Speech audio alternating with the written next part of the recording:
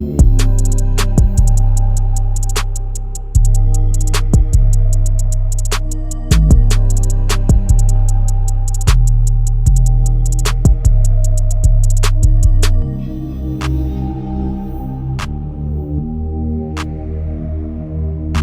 back to the Team to Beat Miami Heat podcast, your one-stop shop for daily Miami Heat content. My name is Amir. Before we get started on today's episode, just want to thank everybody for supporting the channel, pushing to 3,000 subscribers. So if you guys do enjoy the content, don't forget to subscribe to the channel. It would mean a lot. So All-Star Weekend just ended, and it was pretty terrible in my opinion.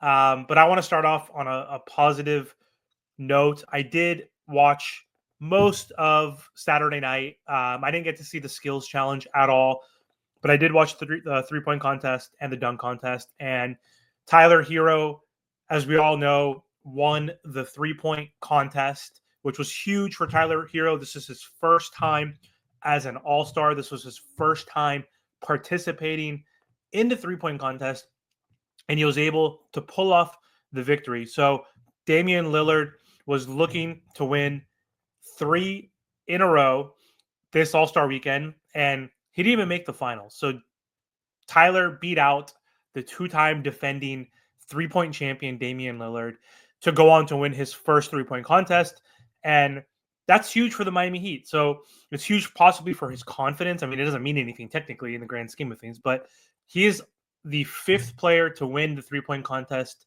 at NBA All-Star weekend and for the Miami Heat, and he's the first Miami Heat player to win it in 14 years. The last time a Miami Heat player won the three-point contest was in 2011, and that's James Jones, who is now in the front office of the Phoenix Suns. So the other Heat players that have won the three-point contest have included Glenn Rice, Jason Capono, Daquan Cook, and now obviously Tyler Herro, and of course James Jones. So Tyler Herro barely made the finals, essentially. He scored 19 points in the first round.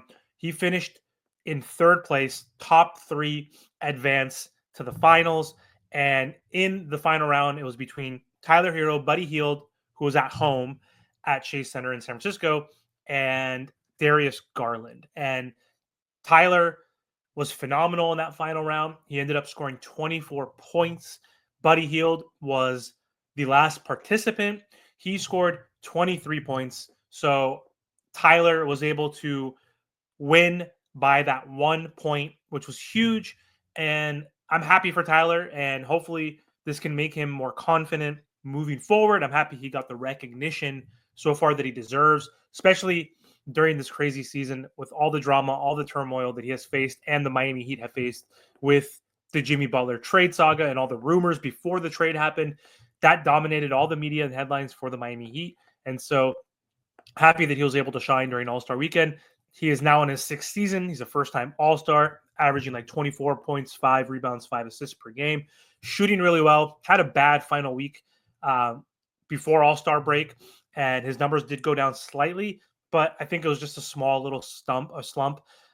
He probably will improve in the final 29 games. Right now, he is literally our number 1 option on offense. He's our number 1 scorer. He's our best offensive player. Every team is scouting, and they are double teaming him. They're blitzing him.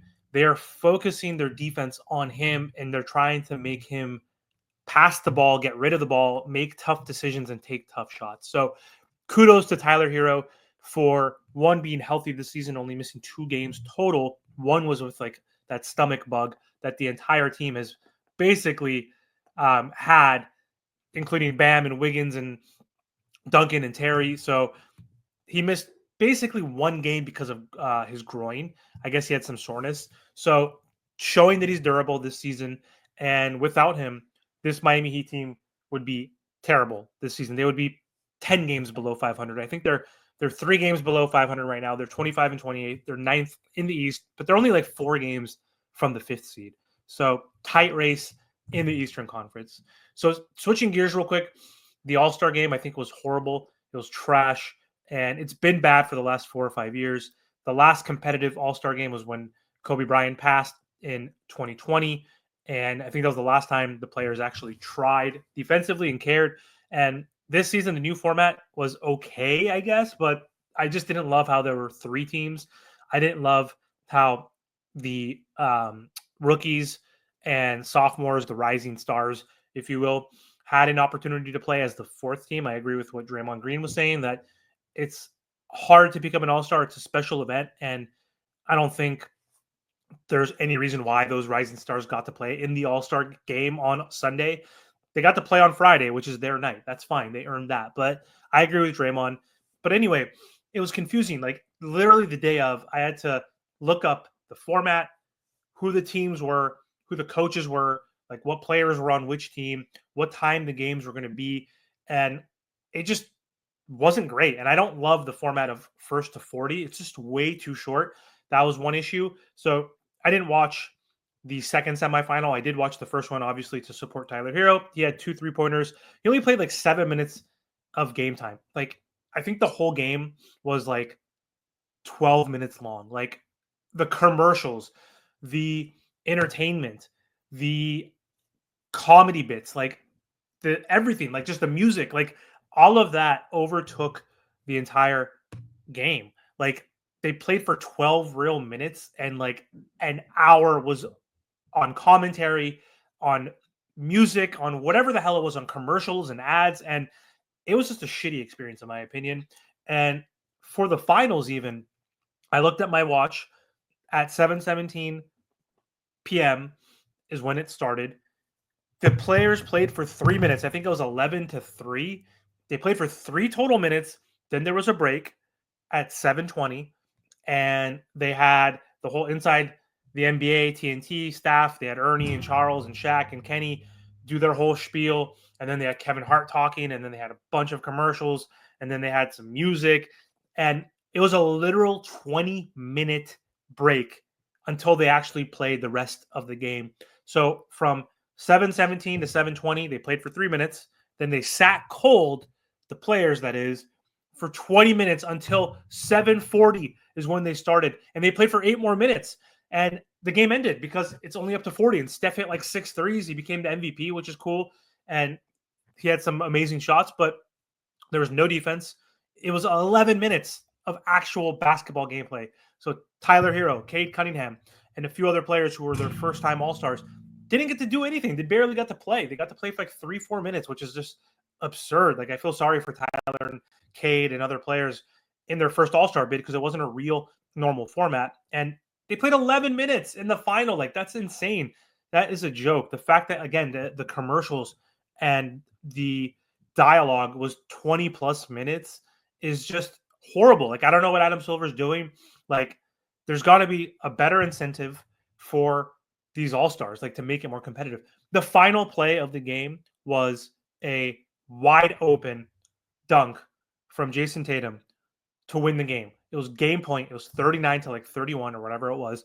And after the inbound pass, there was one full court pass to Jason Tatum, who was ahead of the defense, got basically a wide open dunk, not contested. There was just no pressure at all on the ball. And that's game point. Like you would think during game point, the defense would try a little bit. No, the game ended on a wide open Tatum dunk. So it's just not a fun product to watch. There's no good incentive for the players. I think it's stupid. It's not fun. And I probably won't be tuning in. And I don't mind that we're trying different formats. Like I think 40 is way too short. You need to go to 60 if you want to do it this way. I think you need to go back to East and West. People have suggested, I was watching 5 Reasons today. They said maybe do USA versus the world. Obviously, there's a ton of players in the world that could play. Obviously, with Joker, you got Luca, you got Wemby. There's so many great stars. You got Shea. That's a good idea. Or just go back to the original East versus West. Another friend of mine suggested that the winner, if they go East versus West in a normal 4-quarter format, then the winner gets home court in the finals, essentially. So I'm okay with that, I guess. That's one way they could do it. Or the other incentive could be paying the players $1 million each. I think one player suggested that could be something they could do, and they would definitely be incentivized to play for that extra money. So those are a couple options. I don't know. I think the NBA can put their brain power together and try to think of something else that could be more exciting and it incentivizes the players and or forces them to play tough, but it's hard to force them to play. I understand. But back in the day when Kobe was playing and Jordan was playing and Iverson was playing and Magic and whoever, Grant Hill and all those guys, Zoe, Dwayne Wade, even LeBron in his early years, they were more competitive. They tried hard. They cared. And speaking of LeBron, for being like a punk, he literally told the media that 1 hour before the game he is going to sit out because of ankle soreness. Like, why didn't you say this the day before? We could have got a replacement. And Anthony Edwards did the same thing. He's 23 years old and he is out because of groin soreness. Like, I get groin over ankle, but still, like, why do it last minute? There was other players that were deserving to get into that all-star game. So I don't understand why they did that. That's just, I think, Bush League, and I think that's not a good look as well for LeBron. But who cares? It's just All-Star Weekend is dumb. That's my conclusion. Not a fan of it. I think they got to figure things out and improve it and focus more on the players and the game versus Kevin Hart and the entertainment and all of the dialogue. So anyway, that's all I have for this episode. Thank you for watching. Hope you guys have a great one, and don't forget to subscribe to the channel.